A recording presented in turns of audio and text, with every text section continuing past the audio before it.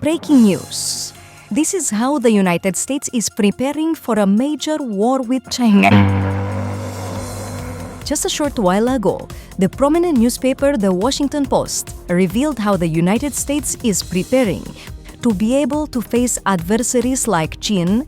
It would be, you want to report? Notes. But quite strategic in the Western Pacific, and that is that the United States Navy would be forming smaller, lighter, faster, but more lethal units. According to the revelation, those units' main goal was to reclaim the city, compile information for the members of the Pacific Fleet and the Air Forces. In this way, it could win a maritime battle that might span thousands of kilometers of islands and coastlines in Asia.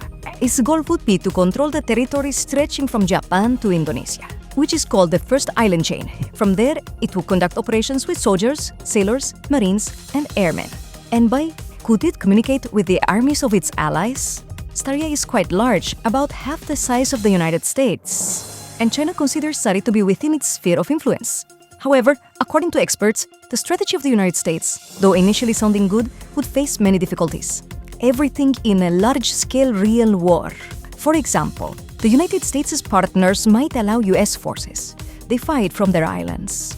Moreover, remember that China has been preparing for years and has modernized both its military and its strategies, and that even now, according to specialists, it has already challenged the United States' ability to control the seas and skies, this in the Western Pacific.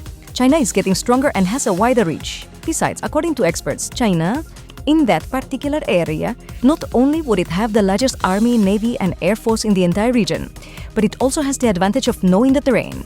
They even say it has the home field advantage. That's because, currently, according to a Chinese report, it has 1 million troops, 3,000 airplanes, and more than 300 ships, just in the vicinity of that conflict zone. And if you want to send more, it's very close to send them. Meanwhile, the United States has its troops spread all over the world. And if they want to send them to that area, they have to travel thousands of kilometers. So it's not just about sending troops, but also resupplying them, according to an expert.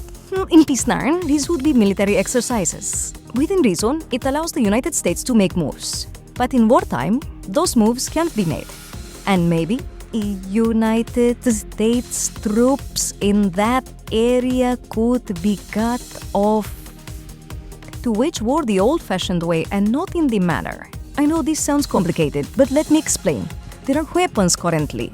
Weapons capable of destroying an entire city exist, but even in modern warfare, they have not been used. The reason is too much destruction, and it could escalate to bigger levels. Think, if one country launches a nuclear bomb, the other country might launch a whole arsenal, and that's why conflicts seem to continue to be fought like previously, weapons of not so large scale in almost hand-to-hand combat.